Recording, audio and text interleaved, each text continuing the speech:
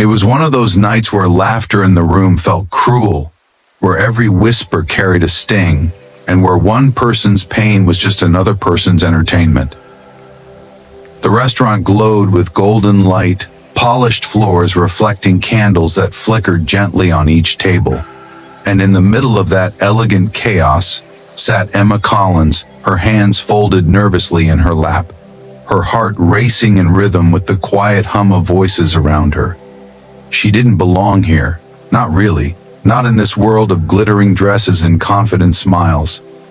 She was here because someone had told her that tonight could be different. Someone had said a man wanted to meet her, that he admired her for her art, her kindness, her writing. For a moment she dared to believe it, but the truth was far crueler. Before we go any further, if you believe in kindness, second chances, and love that sees beyond appearances, please take a moment to like this video, share it with your friends, comment below, and subscribe to our channel. Your support helps stories like this reach more hearts. Emma had lived with paralysis since she was 17. A car accident, a brief second of distraction, had changed everything. In an instant, her world was divided into before and after.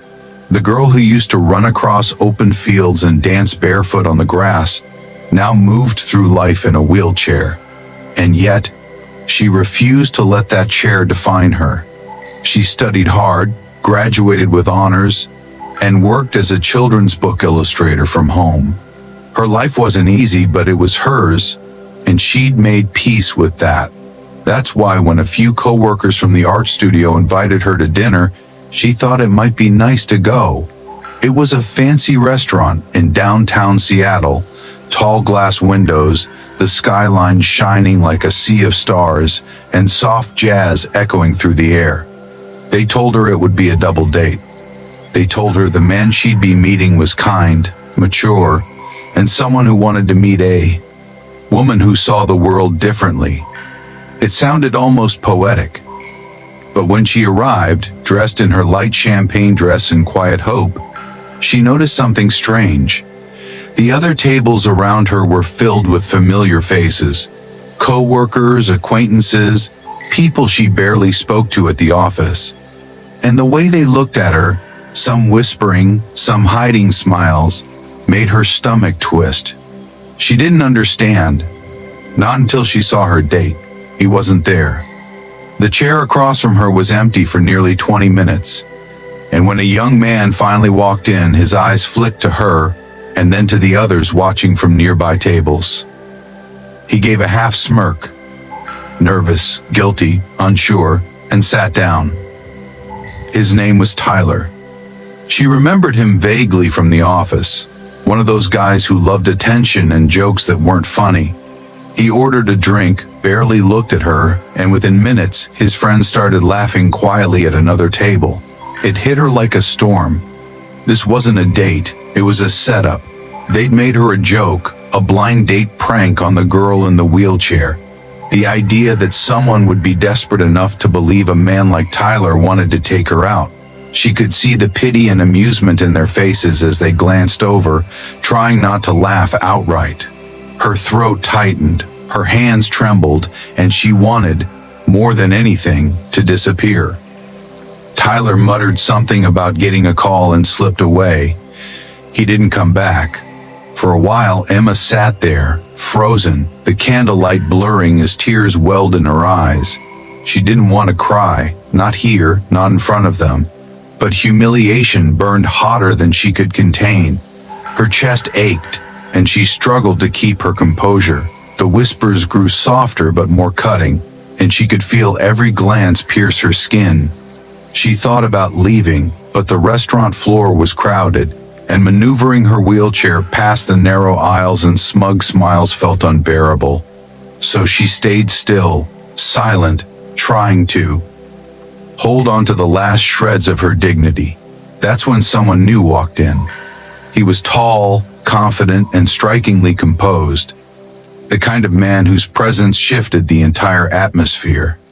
His name was Daniel Reed, a single father, a self-made CEO known for his quiet authority and grounded kindness. He wasn't part of the art studio crowd. He was there for a business dinner, but fate, or something like it, pulled his attention toward Emma. He noticed her first because she looked different from the others. Not in the way she sat, but in how heartbreak clung to her expression. There was something profoundly wrong about the scene. Her untouched meal, the empty chair, the stifled laughter. He'd been around long enough to recognize cruelty when he saw it. He didn't ask permission. He simply walked up, adjusted his jacket, and stopped at her table. Everyone nearby went silent.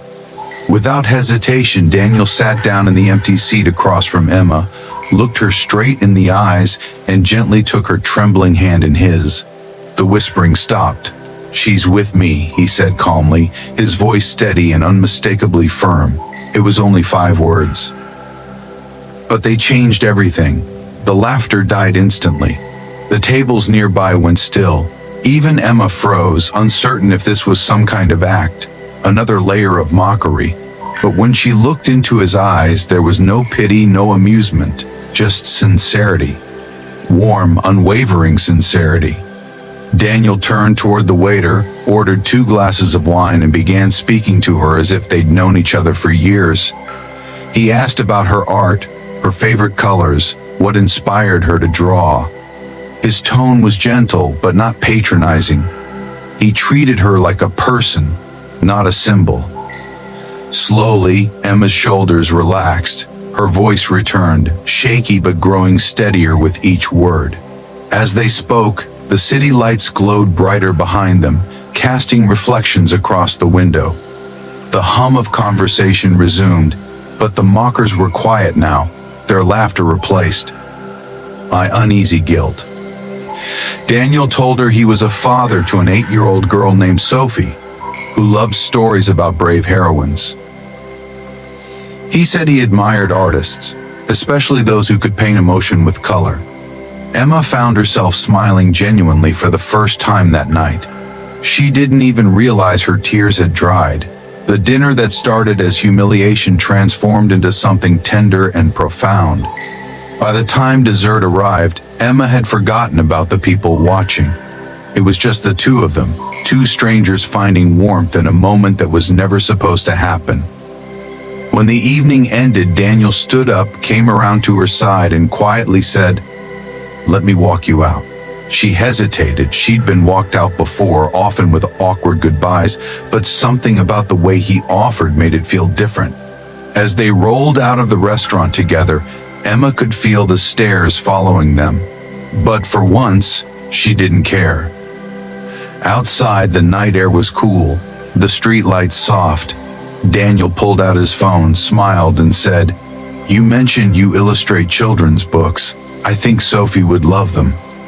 Would you let me buy a few?" She gave a small laugh, cheeks flushed with something she hadn't felt in years, hope. They exchanged numbers, and that was the beginning. In the weeks that followed, Daniel kept his promise.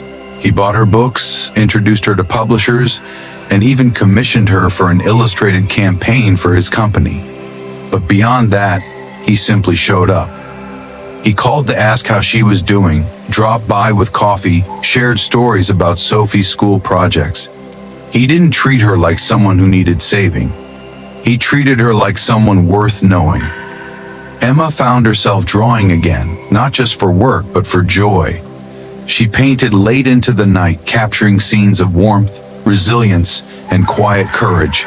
And in every brushstroke, there was a reflection of the night someone had chosen kindness over cruelty.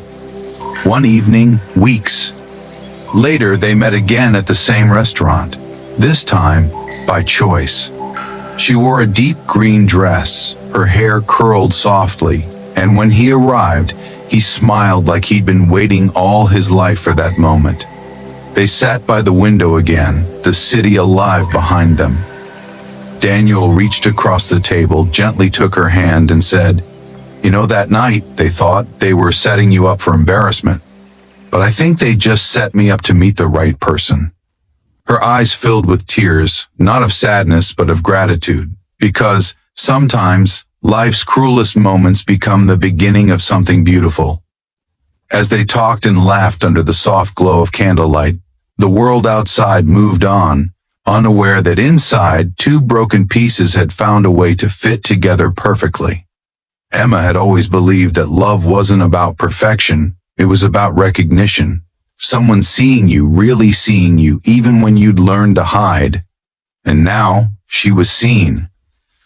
So if you're watching this right now, if you've ever been mocked, doubted, or made to feel small, remember Emma's story. Remember that sometimes all it takes is one person's courage to turn pain into purpose. If this story touched your heart, please like the video, share it with someone who needs to hear it, and subscribe for more real emotional stories that remind us that kindness still exists. And before you go, tell us in the comments, do you believe that one moment of compassion can change someone's entire life? Because Emma's story proves it truly can.